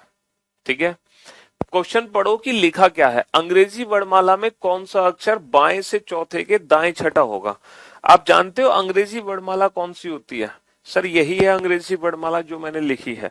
ये अंग्रेजी वर्णमाला का हो गया लेफ्ट हैंड और ये अंग्रेजी वर्णमाला का हो गया राइट हैंड। ठीक है, अगर मैं पूछूं बाएं से तो ये हो गया अंग्रेजी वर्णमाला का बायां छोर और ये हो गया अंग्रेजी वर्णमाला का दायां छोर। चलिए पहले हम इस क्वेश्चन को बिल्कुल बेसिक मेथड से समझेंगे, एकदम बेसिक मेथड से। अंग्रेजी वर्णमाला में कौन सा अक्षर बाएं से चौथे के दाएं छठा होगा, बाएं से चौथे के दाएं छठा। तो ये बताओ बायां क्या है? सर ये रहा, बाएं से चौथा क्या है? अंग्रेजी वर्णमाला में कौन सा अक्षर, कौन सा अक्षर, कोई एक अक्षर हमें पता लगाना है। ठीक है, बाएं से चौथा, तो बाएं से चौथा, चलो बेटा बाएं से चौथा, पहला दूसरा तीसरा चौथा, ये रहा बाएं से चौथा। बाएं से चौथे के दाएं छठा, इसके भी दाएं छठे जाओ भाई साहब, इसके दाएं छठे जाओ। बाएं से चौथा काउंट कर लिया, इसका दाया, इसका दाया। देखो किसी भी लेटर का जो बाया और दाया होगा ना वो हमारे अकॉर्डिंग होगा। जो हमारा बाया वो इसका बाया, जो हमारा दाया वो इसका दाया, बाया दाया हमारे अकॉर्डिंग। तो बाएं से चौथे के दाएं छठा, इसके दाएं छठे जाओ तो इसका दाया इधर होगा। तो 1 2 3 4 5 6, तो ये हमारे क्वेश्चन का फाइनल आंसर आ गया।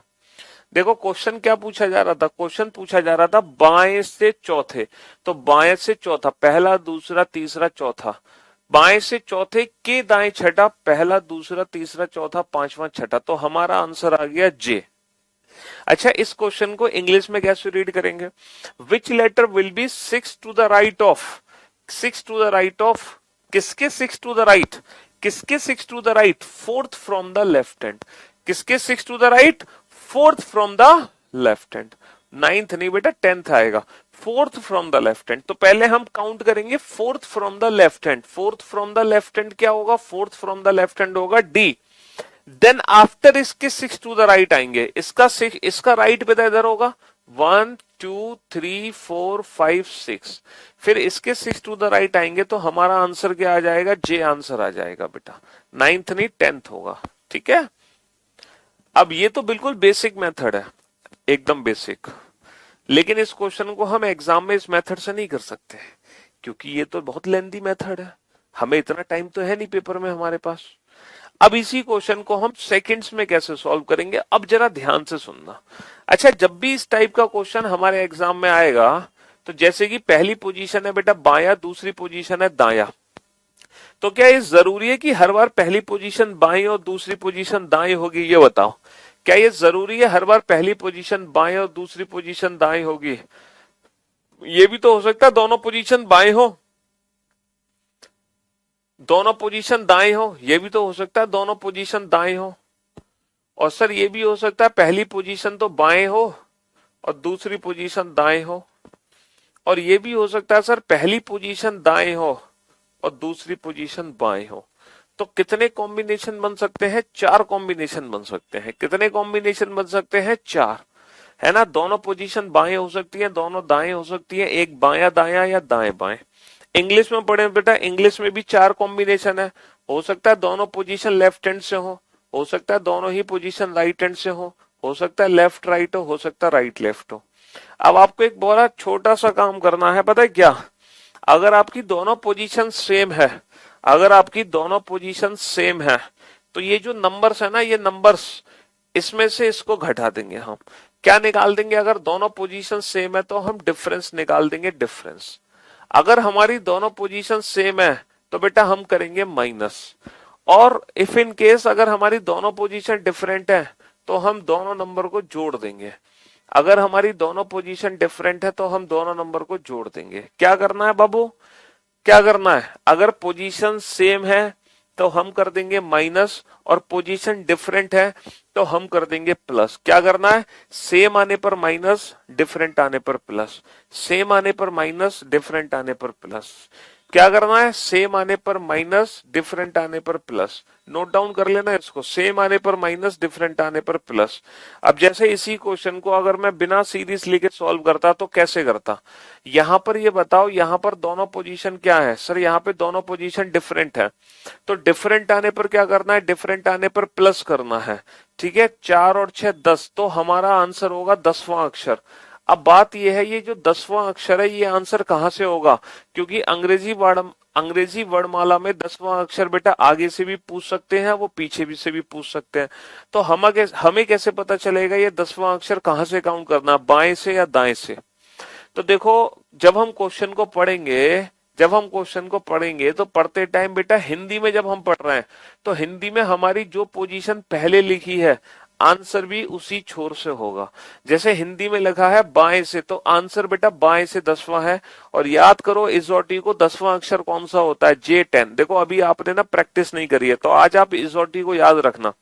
जब कल आप वो होमवर्क करके आओगे ना, 20 मिनट का जो होमवर्क मैंने दिया है आपको, उसके बाद आपको इजोटी को भी याद रखने की जरूरत नहीं है। तो 10वां अक्षर क्या होता है? 10वां अक्षर होता है बाएं से J। जो हमने प्रैक्टिस करी है ना इजोटी की बेटा, वो बाएं से ही प्रैक्टिस करी है। समझ लो, जो भी लेटर्स मैंने आपको डिस्कस किए हैं वो पोजीशन लेफ्ट हैंड से ही है। अच्छा, इंग्लिश वाले बच्चे क्या करेंगे? अच्छा मुझे एक बात बताओ, हिंदी में जो पोजीशन आगे है इंग्लिश में वही पोजीशन बाद में है। तो अगर हिंदी वाले बच्चे आगे वाली पोजीशन से आंसर दे रहे हैं तो इंग्लिश वाले बच्चे आंसर देंगे बेटा लास्ट वाली पोजीशन से। इंग्लिश में जो भी लास्ट में लिखा है आंसर उसी पोजीशन से होगा, लेफ्ट हैंड, तो आंसर होगा लेफ्ट से 10th, लेफ्ट से 10th। हिंदी और इंग्लिश में बस ये फर्क है कि हिंदी वाले बच्चे आंसर देंगे आगे वाली पोजीशन से। जैसे आगे बायां दिया है तो आंसर होगा बाएं से, आगे दायां दिया है तो आंसर होगा दाएं से। समझ रहे हो? आगे बायां दिया है तो आंसर होगा बाएं से, और आगे दिया है दायां तो आंसर होगा दाएं से। और इंग्लिश वाले बच्चे क्या करेंगे? इंग्लिश वाले बच्चे जो पोजीशन लास्ट में, लेफ्ट बाद में है तो आंसर होगा फ्रॉम लेफ्ट हैंड, राइट बाद में तो आंसर होगा राइट हैंड, राइट बाद में तो आंसर होगा राइट हैंड, लेफ्ट बाद में तो आंसर होगा फ्रॉम लेफ्ट हैंड। अब मेरे साथ साथ ना कंसेप्ट को रिपीट करो, मेरे साथ साथ कंसेप्ट को रिपीट करो। पोजीशन सेम आने पर माइनस, डिफरेंट आने पर प्लस। पोजीशन सेम आने पर माइनस, डिफरेंट आने पर प्लस। हिंदी वाले बच्चे आंसर कैसे देते हैं? हिंदी वाले बच्चे आंसर देते हैं आगे वाली पोजीशन से, इंग्लिश वाले बच्चे आंसर देते हैं लास्ट वाली पोजीशन से। हिंदी वाले आगे वाली पोजीशन से, इंग्लिश वाले लास्ट वाली पोजीशन से। बट एक चीज याद रखना, जो हम माइनस करते हैं हिंदी में माइनस बेटा आगे से होता है, क्योंकि आंसर भी हमारा आगे से ही है, क्योंकि हमें हिंदुस्तानी हिंदी है आगे। ठीक है, इंग्लिश वाले बच्चे आंसर देंगे पीछे से, और माइनस भी पीछे से ही होगा। यानी कि बेटा अगर आपको माइनस करना है तो 4 माइनस 6 होगा। जैसे यहाँ 4 माइनस 6 होगा तो यहाँ भी 4 माइनस 6। तो इंग्लिश में जो माइनस होता है वो रिवर्स होता है, क्योंकि आंसर भी हम रिवर्स दे रहे हैं। ऐसा क्यों कर रहे हैं? इसके पीछे का लॉजिक पता है क्या है? क्योंकि इसके पीछे का लॉजिक ये है, ब्रदर ऑफ फादर का मीनिंग क्या होता है ये बताओ। ब्रदर ऑफ फादर का मीनिंग क्या होता है? इसका एग्जैक्ट मीनिंग बताओ, इसका मीनिंग क्या है? इसका मीनिंग होता है फादर्स ब्रदर। इसका मीनिंग क्या होता है? Fathers brother. इसका मीनिंग भाई के पिता नहीं है, इसका जो मीनिंग होता है ना वो होता है पिता के भाई। क्या मीनिंग होता है? पिता के भाई। ब्रदर ऑफ फादर का मतलब होता है पिता के भाई। तो इंग्लिश में ना ये रिवर्स चलता है, इंग्लिश में ना ये उल्टा चलता है, उल्टा। इंग्लिश में क्या चलेगा? उल्टा चलेगा, क्योंकि यहाँ पे ऑफ लगा हुआ है। Sixth to the right of, fourth from the left hand. तो बीच में ऑफ लगने से कहानी पलट जाती है, समझे? तो अब आप समझ गए होंगे कि हम उसको रिवर्स क्यों पढ़ रहे हैं। चलिए साहब, तो अब आप सेकंड क्वेश्चन का आंसर दो direct, without pen and paper. आपको ये सीरीज लिखने की जरूरत नहीं है, बिना सीरीज लिखे इस क्वेश्चन का आंसर दो जल्दी से। आपको बस एक छोटा सा काम करना है, पोजीशन सेम आने पर माइनस, डिफरेंट आने पर प्लस। इंग्लिश वाले बच्चे आंसर देंगे लास्ट वाली पोजीशन से, हिंदी वाले बच्चे आंसर देंगे पहले वाली पोजीशन से। हमें हिंदुस्तानी, हिंदी है आगे, ठीक है? इंग्लिश है पीछे, समझ रहे हो? इंग्लिश है पीछे। चलिए साहब, तो यहां पर दोनों ही पोजीशन क्या है? यहां पे दोनों ही पोजीशन डिफरेंट है, यहां पर दोनों ही पोजीशन डिफरेंट है। डिफरेंट आने पर क्या होगा? डिफरेंट आने पर प्लस होगा। 5 और 10, 5 और 10 15, 15वां अक्षर कहां से होगा? 15वां अक्षर बाएं से होगा, 15वां अक्षर बाएं से होगा। और अंग्रेजी वर्णमाला में बाएं से 15वां अक्षर क्या होता है? इजोटी को याद करो, ओ 15 हो गया, ओ 15 हो गया। इंग्लिश में पढ़ते तो बेटा दोनों पोजीशन डिफरेंट है, डिफरेंट आने पर प्लस होगा। 5 + 10 कितना होगा? 5 + 10 15, 15th from which end? 15th from left hand, and 15th from left hand is O in English alphabetical series, यानी कि normal series A to Z। हमने बताया टोटल इतनी सीरीज है, इनमें से जो सीरीज हम पढ़ रहे हैं वो अभी पहली सीरीज है, फर्स्ट सीरीज। तो अब हम आंसर बेटा बिना सीरीज को नोट डाउन किए दे सकते हैं, ठीक है? हमें सीरीज लिखने की जरूरत नहीं है और बिना सीरीज को लिखे हम आंसर दे सकते हैं। पोजीशन सेम आने पर माइनस, डिफरेंट आने पर प्लस। अब आप इस क्वेश्चन का आंसर दो। क्लास का टाइम है 11 o'clock, है ना? बनाइए इस क्वेश्चन को।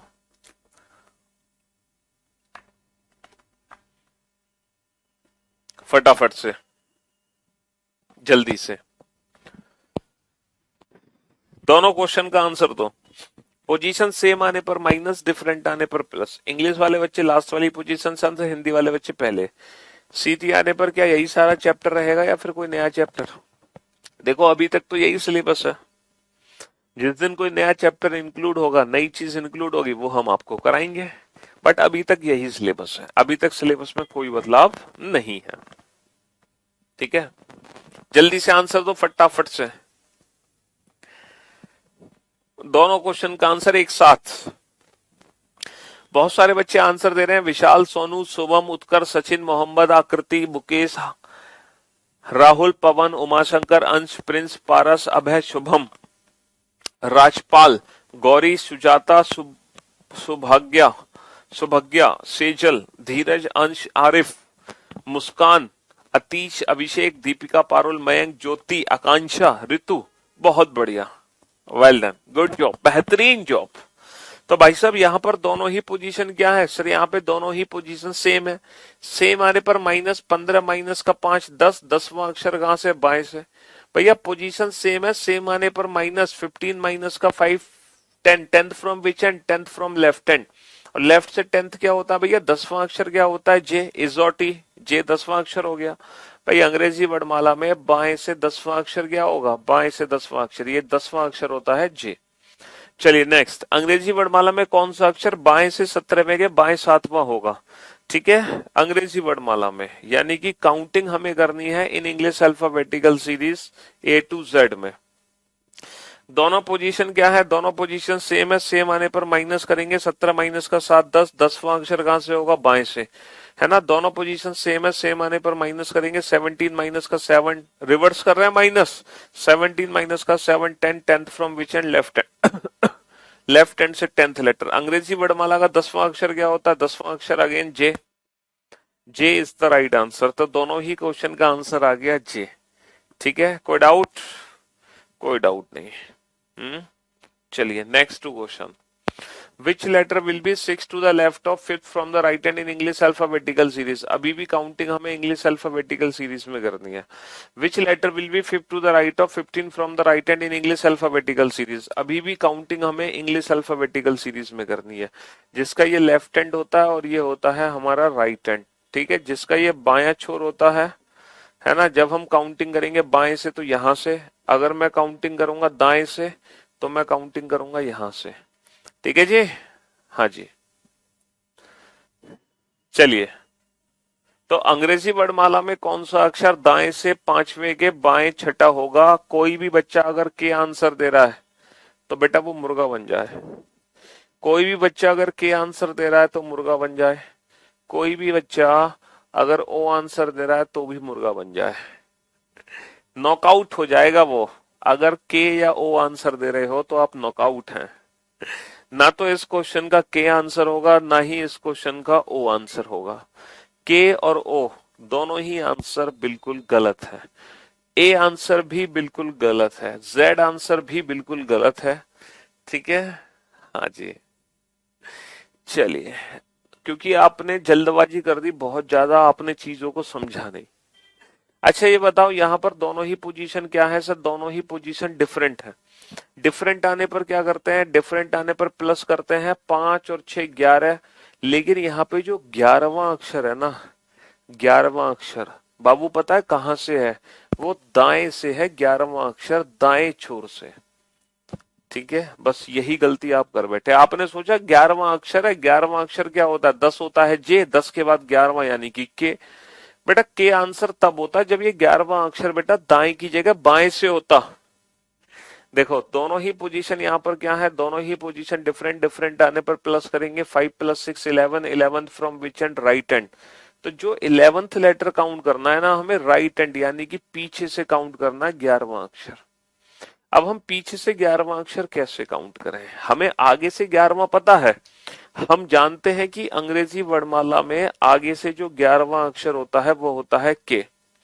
तो कल मैं आप लोगों को ये सिखाऊंगा कि किसी भी लेटर के अपोजिट लेटर को, है ना, किसी भी लेटर के अपोजिट लेटर को कैसे पता लगे, है ना। कल हम इस चीज की डायरेक्ट ट्रिक सीखेंगे कि जो पीछे से 11 होता है वो आगे से 11 के अपोजिट लेटर होता है। अपोजिट लेटर, है ना। के का उल्टा होता है कानपुर।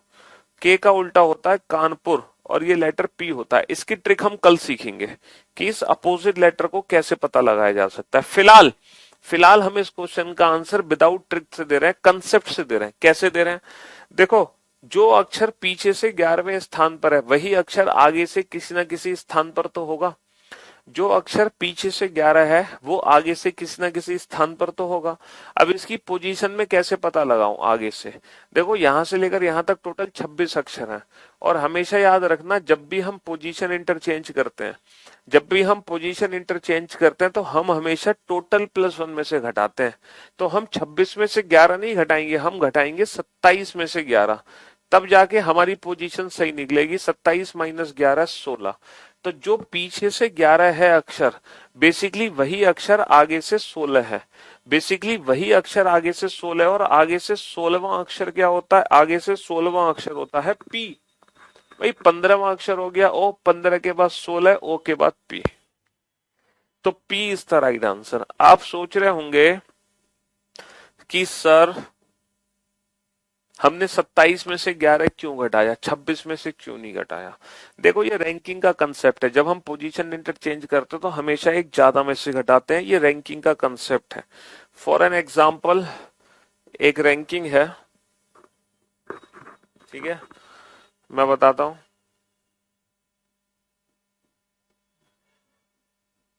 एक पंक्ति है जिसमें कई सारे लोग खड़े हैं, ठीक है, कई सारे लोग खड़े हैं। ये पंक्ति का लेफ्ट हैंड है, ये पंक्ति का राइट हैंड है, ठीक है। ये कौन है? ये है ये राम है, राम। आप मुझे बता सकते हो कि कुल पंक्ति में कितने लोग हैं? 1 2 3 4 5 6 7 8 9 10 11 12 13। कुल पंक्ति में 13 लोग हैं। क्या आप मुझे बता सकते हो राम का पीछे से स्थान क्या है? सर राम है पीछे से 1 2 3 4। जो राम है वो पीछे से चौथे स्थान पर है कि नहीं है? अगर इसी राम का स्थान मुझे आगे से पता लगाना है, अगर इसी राम का स्थान मुझे आगे से पता लगाना है जो पीछे से चौथा है, तो मैं कभी भी ना इसको 13 में से नहीं घटाऊंगा। अगर आप 13 में से घटाओगे तो कहानी गड़बड़ हो जाएगी। तो हम हमेशा एक ज्यादा में से घटाते हैं। तो 13 की जगह मैं कितने में से घटाऊंगा? 14 में से घटाऊंगा, तब जाके मेरा परफेक्ट स्थान निकलेगा। 14 माइनस का 4 10। तो आप काउंट कर सकते हो जो राम है वो आगे से 10वां होगा। पहला, दूसरा, तीसरा, चौथा, पांचवा, छठा, सातवां, आठवां, नवां, 10वां।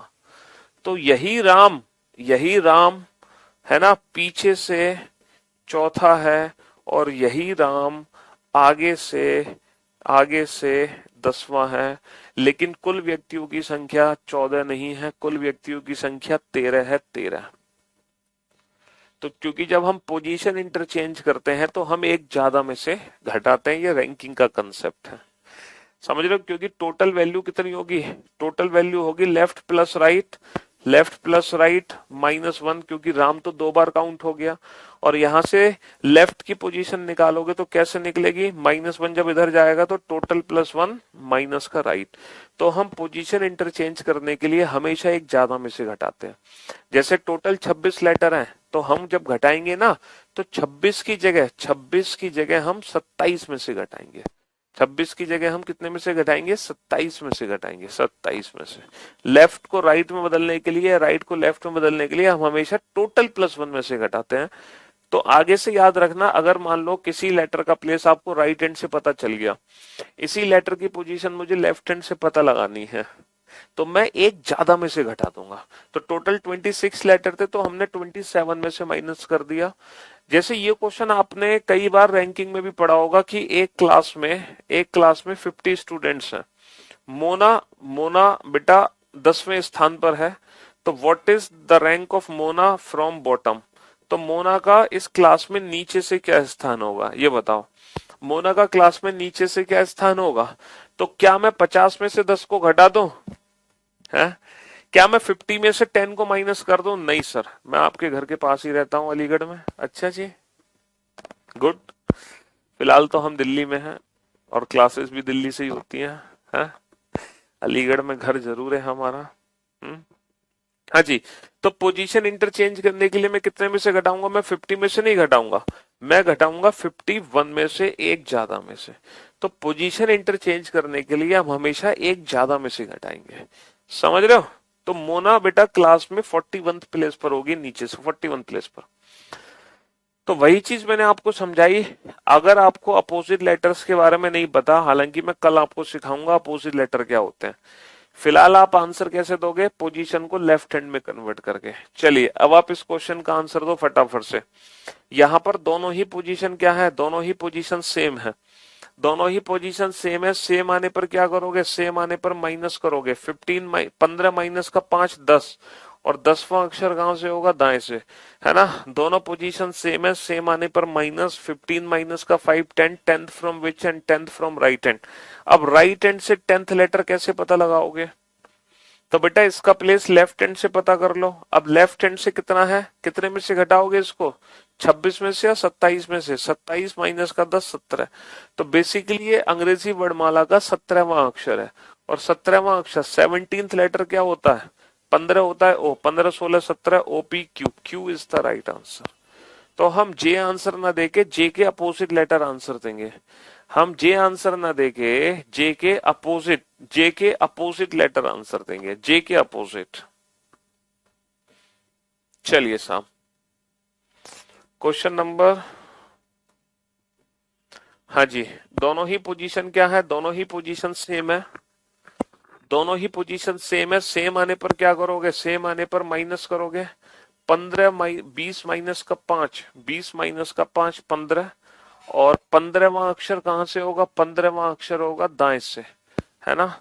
दोनों ही पोजीशन क्या है? दोनों ही पोजीशन सेम है। सेम आने पर -20 माइनस का 5 15, 15th from which and right hand, 15th from which end, 15th from which and right hand. तो यहां से 15वां अक्षर पता लगा लो, 15th from which and right hand. तो कैसे पता लगाओगे? इसकी पोजीशन कहाँ कन्वर्ट कर ले? लेफ्ट हैंड में। कितने में से घटाकर? 27 माइनस का 15 यानी कि 12। आगे से 12वां अक्षर है 10 11 12 JKL। 10 11 12 JKL। L is the right answer. बहुत बढ़िया, शाबाश।